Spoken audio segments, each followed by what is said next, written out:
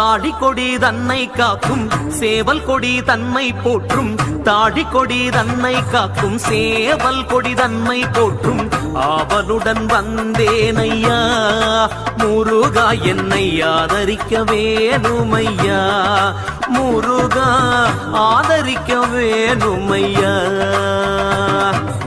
செய்யும் தொழில் அத்தனைக்கும் செந்திலென வந்து நிற்கும் செய்யும் தொழில் அத்தனைக்கும் செந்தில் என வந்து நிற்கும் வையவனை பாட வந்தேன் முருகா எம்மை வாழ வைக்க வேணுமையா